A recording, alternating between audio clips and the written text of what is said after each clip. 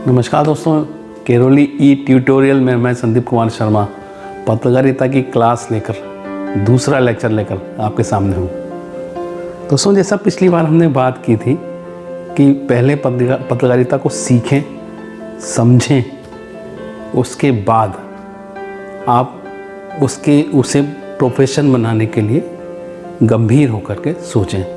पिछला जो लेक्चर था वो इस संदर्भ में था और काफ़ी सराहा भी गया, उसको लेकर काफ़ी अच्छे कमेंट्स भी आ रहे हैं। दोस्तों, मैंने जैसा पिछले लेक्चर में ये भी कहा था कि मैं अपनी जो क्लासेस हैं या जो अपने दोस्त हैं या स्टूडेंट्स हैं, मैं उनको पहले प्रैक्टिकल, पहले कुछ अनुभव बताऊंगा, उसके बाद में फिर हम लोग थ्योरिकल स्टेज पर आएंगे। तो शुरू करते हैं आज का लेक्चर। दोस्तों, शुरुआत कैसे होती है जर्नलिज्म में? आप किसी नए संस्थान को ज्वाइन करते हैं, आपको सब कुछ नया नया लगता है, आपको नई जॉब मिलती है, आप करना चाहते हो, आपके अंदर हिम्मत है, सब कुछ है, लेकिन जैसे आप किसी नए संस्थान में जाते हो या आपकी जॉब पहली बार लगती है तो आपको मन में कहीं ना कहीं एक थोड़ा सा अच्छा परफॉर्मेंस देने का दबाव वो हमेशा काम करता है, वो हमेशा चलता है। आप बहुत ज़्यादा मेहनत करते हो उसके बाद भी, लेकिन वो दबाव अपनी जगह बना रहता है। एक उदाहरण बताता हूँ, एग्जाम्पल शुरू करता हूँ। एग्जाम्पल ये था, मैं एक एग्जाम्पल जो था मैं अपने पर ही बता रहा हूँ। अमूमन जो ब्यूरो होते हैं अखबार के, वो ब्यूरो में वर्किंग बड़ी हार्ड होती है, पूरे दिन की वर्किंग होती है। और अखबार में ये कहा जाता है, अखबार की फील्ड में ये कहा जाता है, जुमले ही मान लें उनको, ये कहा जाता है कि आपको 2 आंखें आपकी आगे होनी चाहिए, 2 आंखें आपके पीछे होनी चाहिए। दूसरा जुमला वो ये होता है कि आपको आंखें खोल कर सोना है। ये जर्नलिज्म फील्ड में अमूमन आपको सुनाई देगा। अब बात आती है ब्यूरो की। ब्यूरो में क्या होता है कि अखबार का बहुत महत्वपूर्ण हिस्सा होता है ब्यूरो कार्यालय। ब्यूरो कार्यालय डिस्ट्रिक्ट लेवल पर खोले जाते हैं और डिस्ट्रिक्ट लेवल पर उन कार्यालयों से समाचार, ऐड, विज्ञापन वगैरह सर्कुलेट होकर के वो प्रेस तक पहुंचता है। ये एक सिस्टम है। आने वाले समय में इस सब्जेक्ट पर बहुत विस्तृत बात करेंगे। अभी बात एक उदाहरण की। रात में मैं थका हुआ था, पूरे दिन वर्किंग की। रात में करीब 11:30, 11:45 या 12 हो चुके थे। घर पहुंच के थक चुका था बुरी तरह से।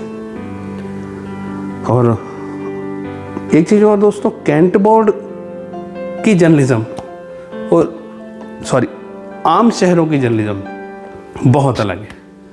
कैंट बोर्ड में जर्नलिज्म, आम शहरों की जर्नलिज्म अलग इसलिए है, जिसको भी आने वाले समय में इस तरह की स्थितियां बनती हैं, अगर वो कैंट बोर्ड में जाता है नया, तो मेरा एक सुझाव है कि वो वहाँ के कुछ सीनियर्स जो आपके साथ काम कर रहे हैं उनसे थोड़ा सा अनुभव जरूर ले लें, क्योंकि वो अलग हट के होता है कैंट बोर्ड का जर्नलिज्म। मैं कैंट बोर्ड में था, जो उदाहरण बता रहा हूँ कैंट बोर्ड का बता रहा हूँ, जगह कोड नहीं कर रहा हूँ। अब मैं रात में 12 बजे घर पहुँचा। 12 बजे पहुँचने के बाद खाना वाना खाया, खाना खा करके मैं थक गया था, लेट गया। अमूमन अखबार के लोगों को छुट्टियाँ नसीब नहीं होती हैं, काम बहुत होता है, बहुत ज़्यादा थकाने वाला। अब वही हुआ, रोज़ का रूटीन था।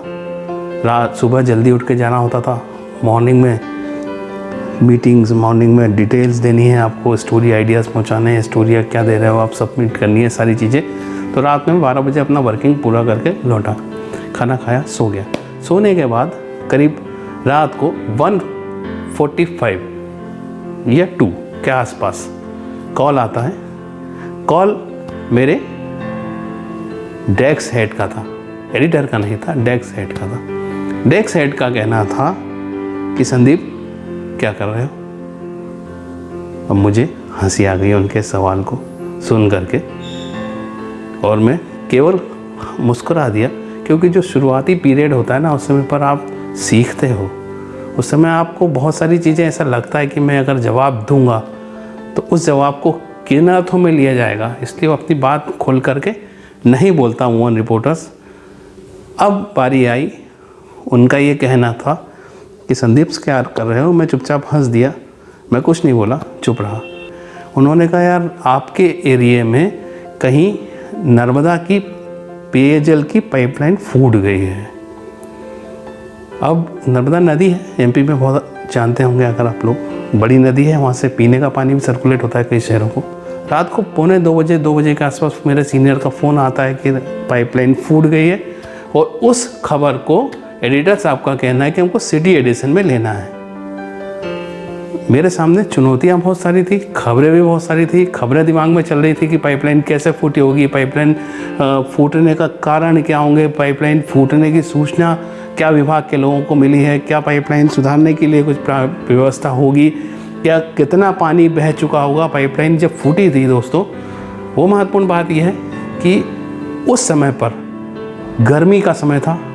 तो एमपी और कुछ स्टेट ऐसे हैं, छत्तीसगढ़, राजस्थान, जो बहुत बड़ा संकट गर्मी का झेलते हैं। वहाँ पर पानी का बहना ही अपने आप में एक बहुत बड़ी खबर है कि अगर कोई पाइपलाइन फूटती है तो उससे कितना गैलन पानी बह गया, वो अपने आप में सबसे महत्वपूर्ण खबर होती है। कैसे फूटी, क्या लापरवाहियाँ थी, ये उसके फॉलोअप्स होते हैं, लेकिन मेन जो खबर होती है वो।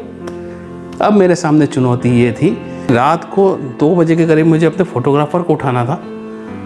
अब ज़रूरी नहीं है कि अगर मैं चैतन्य अवस्था में हूँ तो मेरा फोटोग्राफर भी चैतन्य अवस्था में हो, उसका वो भी उसी अवस्था में मुझसे बात करे। मैंने 2 बार कॉल किया, तीसरी बार में वो उठ गया। मैं हालांकि वो मेरे पास बाइक लेके पहुँच गया, पर हम लोग मिशन पर निकले। हमको पता नहीं था कि कहाँ जाना है, हमको सूचना नहीं थी कि पाइपलाइन कहाँ फूटी है। पाइपलाइन इतने लंबे एरिया में थी, हम जिस जगह हमारा ब्यूरो ऑफिस था उससे हज़ारों किलोमीटर दूर तक पाइपलाइन थी, लेकिन हमारे एरिया में कहाँ गया था फूटी है, तो हमको वो पाइपलाइन को सर्च करना था। रात की दिक्कत ये थी, रात में हमें कोई बताने वाला भी नहीं था। तो एक ऐसी खबर का पीछा कर रहे थे हम लोग, जिस खबर के सिर्फ एक सूचना थी, बाकी कोई निशान नहीं थे। कुछ मैं जिस ब्यूरो में था आसपास सिटी थी, लेकिन आसपास के एरिया में फिर घना जंगल भी शुरू हो जाता था। अब हम दोनों बाइक पर निकले, रात का समय था, बड़ा सुनसान, बड़ा अजीब लग रहा था कि कैसे निर्णय लिए जाएंगे, कैसे ढूंढा जाएगा। क्या पाइपलाइन के किनारे किनारे जाना भी संभव नहीं था, वो कहीं जंगल से होके जाती है, कहीं सिटी के बीच में से निकलती है, कैसे पता किया जाए। रात में किसी को कॉल भी नहीं कर सकते हैं आप लोग। लेकिन हम लोग निकले, काफ़ी होते होते हम लोग देखते देखते रात में करीब 3 बजे करीब हम काफ़ी दूर अपने शहर को छोड़कर आ गए। बाइक से आगे तक निकल आए। निकलने के बाद हमको कोई सूचना नहीं थी कि कहाँ से पानी बह रहा है या कहाँ पाइपलाइन फूटी। अब फ़ोन पर फ़ोन शुरू हो गए। पहले डेस्क हेड का फ़ोन आया, क्या हुआ, क्या लोकेशन है, क्या सूचना है तुम्हारे पास। एडिटर साहब के भी बाद में 2 बार फ़ोन आए कि क्या कर रहे हो, क्या स्थिति है, जल्दी दो क्योंकि सबमिट करनी है स्टोरी। मैंने कहा सर अभी मैं लोकेशन ही नहीं ढूंढ पाया हूँ, कहाँ पर पाइपलाइन फूटी है मुझे नहीं पता है। अभी रात का अंधेरा है, कोई बताने वाला नहीं है, लेकिन मैं आपको इतना एश्योर कर रहा हूँ कि आपको सूचना जैसे ही मिलेगी मैं तत्काल आपको सबमिट करूँगा। रात के 2:15 बजे करीब 3:15 पर एक फ़ोन हमारे फोटोग्राफर के पास आता है। ये सूचना मिलती है कि एक जगह से नाले से बहुत तेज़ी से पानी बह रहा है। वो नाला कई दिनों से सूखा था और जिस जगह हम थे उस जगह से वो जगह कम से कम 8 किलोमीटर दूर थी। तत्काल ने बाइक लौटाई, उस जगह पर पहुँचे। पहुँचने के बाद में हम लोगों ने वो स्टोरी वहाँ जा कर के, 2 लोग खड़े थे, गांव के लोग थे, वो पानी अचानक बहने की आवाज़ तेज़ थी इसलिए उड़ गए। उन लोगों से बात की, कैसे क्या था, पूछा, सूचना दी। तो वो जो पाइपलाइन फूटी थी वो पाइपलाइन कैंट बोर्ड एरिया के ऑफिस के किसी बड़े ऑफिस के अंदर एरिया में कहीं फूटी थी। अब कैंट बोर्ड का नियम ये होता है कि वहाँ के नियम बहुत सख्त होते हैं, आप उसमें सीधे सीधे दाखिल नहीं हो सकते, विशेषकर रात में तो सवाल ही नहीं उठता। अब मुझे तत्काल फ़ोन पे फ़ोन जो चल रहे थे कि आपको स्टोरी देनी है, मैं उस पुलिया पर खड़ा था। मेरे जो रीजनल के जो डेस्क हेड थे उन्होंने कहा कि संदीप क्या स्थिति है। मैंने बताया कि सर ये स्थिति है, मेरे पास अभी तक इतनी सूचना है, मैं एक पुलिया पे खड़ा हूँ, उसके नीचे से खूब पानी बह रहा है और जो जानकारी जो यहाँ के लोग हैं वो कह रहे हैं कि वो किसी कैंट बोर्ड के अंदर किसी ऑफिस वाले परिक्षेत्र के अंदर कहीं फूटी है। लेकिन लोकेशन हम लोग रात में नहीं जा सकते वहाँ, ये वहाँ के रूल्स हैं। अब उनका ये कहना था कि रात को 3 बजे आप लाइव स्टोरी लिखवाइए, और ऐसे लिखवाइए कि जैसे किसी आप चैनल में काम करते हैं। मैं प्रिंट मीडिया का आदमी हूँ, मुझे ये कहा गया कि आपको वो लाइव स्टोरी लिखवानी है रात को 3:15 बजे के करीब, कि आपको ये शो करना है कि मैं किसी टीवी का रिपोर्टर हूँ। मुझसे नहीं हो रहा था, लेकिन मैंने फिर भी, मुझे कहा गया कि आपको उसी तरह से बोलना है। फिर मैंने कुछ कोशिशें की, प्रयास किए। अगले दिन वो खबर फ्रंट पेज पर लीड खबर में सिंगल कॉलम एक खबर लग करके आती है कि फलानी जगह पर पाइपलाइन फूटने से काफ़ी पानी बहा और उस पानी का काफ़ी बड़ा हिस्सा पानी का बह गया। ये एक सिंगल कॉलम खबर थी। खबर का जो साइज़ था वो बहुत छोटा था, और मैंने जो रात में जो हम लोगों ने जो मेहनत की थी वो उस लिहाज से काफ़ी ज़्यादा थी। लेकिन फ्रंट पेज था, फ्रंट पेज की लीड खबर के अंदर सिंगल कॉलम खबर का लगना भी एक अपने आप में बहुत महत्व रखता है। तो बाद में फॉलोअप स्टोरियाँ होती रही, वो 1 सप्ताह तक हमने स्टोरियाँ चलाई। तो मैंने आपको ये उदाहरण एक इसलिए बताया कि क्या कोई फील्ड आपको 12 बजे सोने के बाद में रात को 1:45 बजे फिर से उठने को कह सकती है, और कह करके आपको दिमागी तौर पर तैयार इतना रहना पड़ता है कि आपको उठकर जाना है, सबमिट करनी है खबरों की दौड़ है, खबरों के बीच में प्रतिस्पर्धा है, अखबारों के बीच में प्रतिस्पर्धा है, आपको बेहतर पेश करना है, अच्छा पेश करना है, दूसरे से ज़्यादा प्रभावशाली लिखना है। ये एक एग्जाम्पल था जो मैंने आपको दिया कि आपकी नींद, आपकी थकान कोई मायने नहीं रखती है वहाँ। हालांकि मुझे उस थकान या उसकी नींद की कभी परवाह रही नहीं, क्योंकि ये फील्ड मेरी अपनी थी, मैं कभी थका भी नहीं। लेकिन चूँकि जब हम बात करते हैं जर्नलिज़्म की, तो उसके हर मुद्दों पर बात होना इसलिए ज़रूरी है कि आखिर जर्नलिज़्म में वो क्या है, वो क्या चार्म है कि इतनी ज़्यादा दबाव, इतनी ज़्यादा उलझनों, इतनी ज़्यादा समस्याओं, इतनी ज़्यादा चुनौतियों के बावजूद इस फील्ड के प्रति आकर्षण बहुत ज़्यादा होता है। और आने वाले समय में मैं और ऐसे ही कुछ और अनुभव आपके साथ शेयर करूंगा। लेकिन अब मैं बात घूम करके वापस आता हूं अपनी जगह पर। ये एग्जाम्पल इसलिए बताया मैंने आपको कि जर्नलिज़्म का जो क्षेत्र है, जर्नलिज़्म का क्षेत्र चुनौतियों से भरा हुआ है। चुनौतियाँ असमय आती हैं, चुनौतियाँ बिना बताए आती हैं। चुनौतियों के लिए आपको हर दम, हर पल तैयार रहना होता है।